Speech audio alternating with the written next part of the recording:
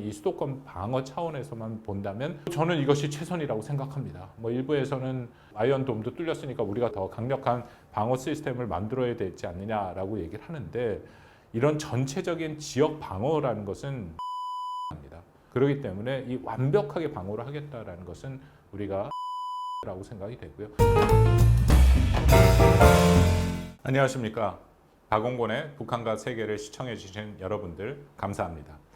오늘은 여전히 중동 문제와 연계돼서 한반도의 군사적인 상황에 대해서 좀 말씀을 드리고자 합니다. 이미 언론이나 신문 등에서도 많이 얘기가 되고 있는데 하마스가 이스라엘을 기습 공격하면서 보여준 여러 가지 이 전쟁 양상들이 과연 한반도, 특히 북한의 실존적인 위협에 노출되어 있는 한국의 입장에서는 어떤 의미가 있느냐에 대한 고민을 하게 만듭니다. 그래서 굉장히 많은 논의가 진행이 되고 있는데요.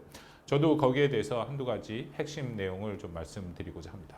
이제 가장 먼저 얘기되는 게 이스라엘이 보유하고 있는 이 적어도 공망 아이언돔이 이번에 뚫렸다라는 얘기가 많이 나옵니다.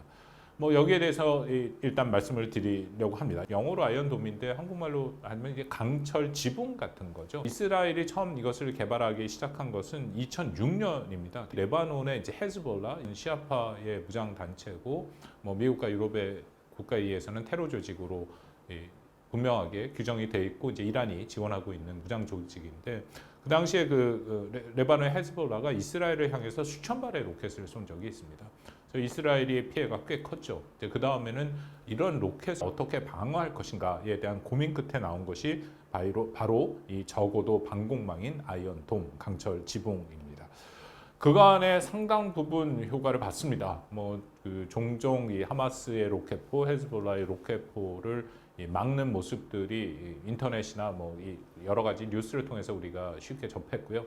90% 이제 많게는 94%까지도 요격률을 자랑할 정도로 매우 효과적인 방어 체계로 알려져 있습니다. 근데 이번에 여러분 보신 것처럼 아이언돔이 있음에도 불구하고 하마스의 이 카삼이라고 불리는 이 원시적인 로켓에 의해서 뚫렸다라고 얘기를 하는데, 저는 기본적으로 이 뚫렸다라는 표현보다는 나름대로의 이 아이언돔이 작동을 했습니다만 한계 내에서 유효했다라고 판단이 됩니다.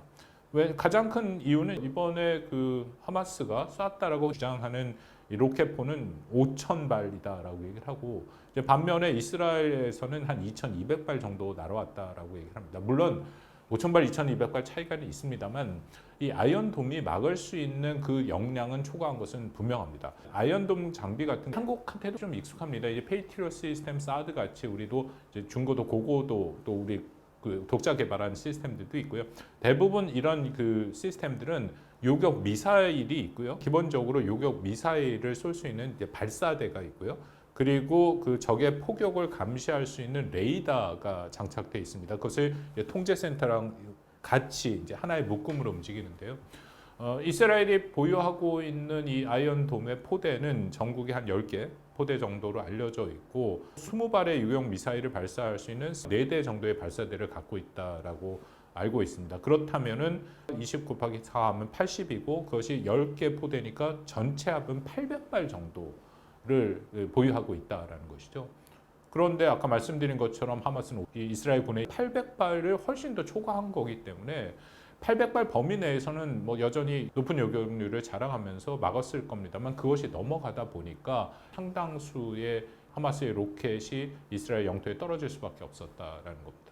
물론 하마스가 포대 자체를 노려서 선제적으로 공격한 부분들이 있기 때문에 또 이 아이언돔의 800발이 제대로 다 작동을 했는지에 대해서도 나중에 좀 평가가 필요하죠. 근데 중요한 것은 어쨌든 아이언돔은 작동을 했지만 워낙 많은 미사일이 날라왔기 때문에 한계가 있을 수밖에 없다라는 것이 기본적인 상황이고요. 인명피해가 많이 나왔습니다만 인명피해 다수는 사실은 이 하마스의 로켓 공격에 의한 것이 아니라 하마스 대원들이 이스라엘 민가로 들어가서 무차별 이스라엘 사람들, 민간인들을 살해한 그 결과가 훨씬 더 컸다라고 알려지고 있습니다. 여러분 아시다시피 여자라든지 어린아이 상관없이 민간인들을 살해를 했죠. 거기서 대규모 인명피해가 나타났다라는 것입니다. 근데 그러면은 큰 틀에서 이번 이스라엘이 어쨌든 하마스의 공격에 대해서 제대로 방어를 하지 못한 것은 사실인데 우리가 어떻게 실패의 요인을 판단해야 되느냐.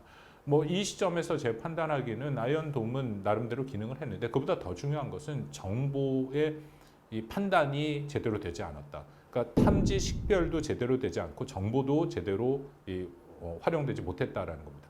이스라엘이 그간의 주변 국가의 4차례의 전쟁에서 물론 어려운 때도 있었습니다만 사실상 승리를 해왔던 그런 가장 큰 요인 중에 하나는 확실한 정보 판단이 있었다는 것이죠. 정보 판단이라는 것은 사전에 이 적국의 공격에 대해서 탐지 식별을 했다라는 겁니다. 보통 하마스가 이런 대규모 공격을 상황이 온다면 이것을 탐지하고 사전에 공격을 하는 이제 그런 형태로 대응을 해왔는데 이것이 이번에 제대로 작동하지 않았다. 한 2가지 요인으로 생각하는데요. 하나는 아이언돔에 대한 자신감이 좀 있지 않았을까. 그간에 아이언돔을 제대로 운영하기 시작한 후에 헤즈볼라나 이 하마스의 공격을 상당히 효과적으로 막아온 것은 사실입니다.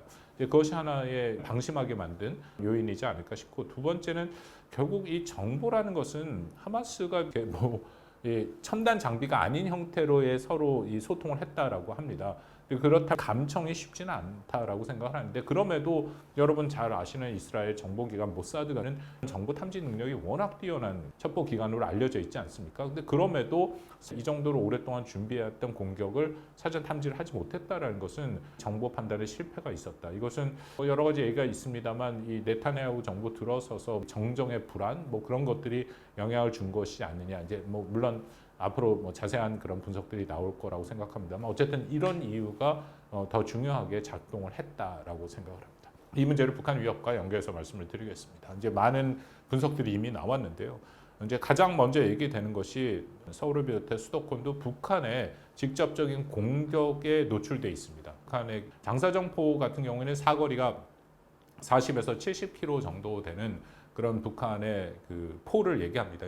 보통 이제 2가지를 얘기하는데, 하나는 240mm짜리 북한이 말하는 방사포다라는 것이죠. 이것을 우리는 이제 다연장포 혹은 다연장 로켓이라고 얘기를 하는데 200문 정도를 이 전진 배치시켜서 수도권을 타격할 수 있도록 그렇게 해놨고요. 또 하나는 170mm 자주포입니다. 스스로 움직이는 이 포, 대표적인 게 한국이 갖고 있는 K9 자주포가 있지 않습니까? 탱크처럼 생겼고 위에 포가 있는 그런 형태인데요. 북한이 그것을 140문 정도, 북한이 갖고 있는 장사정포 총 340문 정도가 이 수도권을 타격하도록 되어 있습니다. 이 2가지 240mm 방사포와 170mm 자주포가 최대치로 수도권을 공격한다면 1시간 내에 약 16,000발 정도를 쏠 수 있다는 것이죠. 그러니까 여기서 많은 걱정들이 됩니다. 그 하마스의 로켓보다 훨씬 더 제대로 된 무기 체계에서 발사되는 이 로켓을, 또 이 포탄을 과연 수도권에서 제대로 방어를 할 수 있을 것이냐라는 것에 의문이 드는데, 일단은 이 비교가 좀 신중해야 됩니다. 왜냐하면 하마스와 이스라엘 간의 이 군사적인 충돌이라는 것은 이스라엘은 국가죠, 정규군이고 하마스는 무장 조직 단체입니다. 그래서 그들이 쏘고 있는 그 미사일 같은 경우에도 굉장히 성능이 뒤떨어질 수밖에 없다. 북한은 강력한 군을 핵까지 포함해서 갖고 있고 제대로 된 국가에서의 공격이기 때문에 대응 방식도 굉장히 달라질 수밖에 없다라는 것이죠. 일단 한국이 갖고 있는 이 대응 방식은 북한이 먼저 포를 쏘기 시작하면 그 포를 공격하게 돼 있습니다. 북한이 갖고 있는 이런 장사정포의 대부분, 장사정포 아닌 것도 마찬가지입니다만 이 갱도 안에 있습니다. 이 산을 뚫고 안에 굴을 만들어서, 북한이 이제 그런 작업들을 잘 하니까 레일을 깔거나 그 안에서 들어갔다 나왔다 하면서 쏘는 거죠. 왜냐하면 앞에 갱도를 막아놓으면은 탐지 식별도 어렵고 산에 있기 때문에 보기도 힘든 상황이고 안정성도 있다는 겁니다. 근데 그러기 때문에 만약 공격을 한다면 갱도 바깥으로 나온다. 근데 역으로 갱도 바깥으로 나오는 그 순간이 북한이 뭔가 공격을 할 사전 징조가 되는 거죠. 그렇기 때문에 한미 정보 당국이 그 부분을 다 보고 있습니다. 그래서 대규모의 포들이 갱도에서 나오는 그 순간, 그리고 포신을 남쪽으로 향하는 그 순간이 공격이다라고 생각을 할 것이고, 그렇기 때문에 확실한 지금과 포착되면은 한미가 타격 수단을 활용을 해서 공격을 할 수도 있고요. 아니면 현재 상황에서 준비하고 있는 것은 최초 장사정포가 발사되면 최소한 5분 내에 그 원점을 타격하고 이 반격이 시작이 된다라는 겁니다. 그래서 그간에 한국은 이것을 이제 대포병 화력전이다 해갖고 준비를 해왔습니다. 단기간 내에 이 한미 연합 전력이 그것을 타격하기 시작하면은 북한이 당연히 한 시간에 16,000발을 못 씁니다. 그러니까 한국과 미국 동맹 입장에서는 최단 시간 내에 북한의 갱도를 막고 공격하고 방사장포를 공격해서 그들의 능력을 무력화시키는 것. 거기에 중점을 두고 대비를 해왔다는 것이죠. 제가 이야기는 상당한 수준에 올라와 있습니다. 물론 이것은 군사적으로 민감한 거기 때문에 대외에 공개가 안 될 거고요. 더불어서 윤석열 정부 들어와서 원래 2030년까지 완료되려고 한 것을 기간을 축소해서 2026년까지의 이 배치를 하려고 하는 LAMD가 있습니다. 이것은 뭐냐면 L은 이제 로우를 얘기하는 건데요. 저고도로 날라오는 미사일에 대한 방어 시스템입니다. 아이언돔이랑 비슷한 겁니다. 근데 물론 이게 전적으로 북한이 갖고 있는 16,000발의 포를 다 막는다라는 것은 현실적으로 불가능합니다. 그럼에도 LAMD를 도입하는 것은 이 수도권의 핵심 시설을 보호하기 위한 노력의 일환이다라고 판단이 됩니다. 종합해서 말씀드리면 북한이 장사정포를 대규모로 한국 이 수도권을 향해 쏜다는 것은 전면전을 얘기하죠.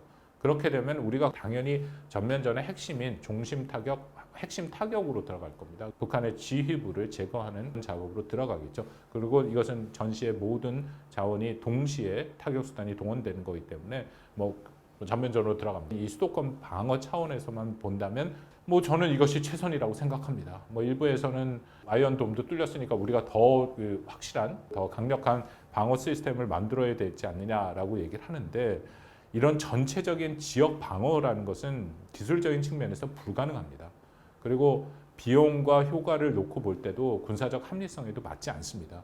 그렇기 때문에 이 완벽하게 방어를 하겠다라는 것은 우리가 도달할 수 없는 목표라고 생각이 되고요. 근데 그럼에도 노력은 하지만 아까 말씀드린 타격 수단을 활용해서 북한을 억제하고 또 북한을 공격하는 것이 그만큼 더 중요하다라고 생각됩니다. 그러면 우리는 어떻게 해야 되냐? 우리도 이제 정말 보다 적극적으로 이 민방위 훈련과 포함해서 대피 시설, 경보 체계 것들을 준비해야 되는 상황이 왔다라고 보입니다. 하마스의 로켓들이 많은 인명을 살상하지는 못했습니다. 그만큼 여전히 이스라엘의 방어 차기는 잘 돼 있고 각 집마다 이 방어벽들이 다 있더라고요. 방어 창문도 있고 훈련도 잘 돼 있고 우리도 어쩔 수 없이 북한에 현존하는 위협을 대비하기 위해서는 말씀드린 대피시설, 경보체계, 민방위 훈련을 1차적으로 강화하는 것이 중요하다고 생각됩니다. 이런 말씀을 드리는 저의 마음도 무겁습니다. 그렇지만 북한이 부과하는 위협은 우리에게 현존하는 위협입니다.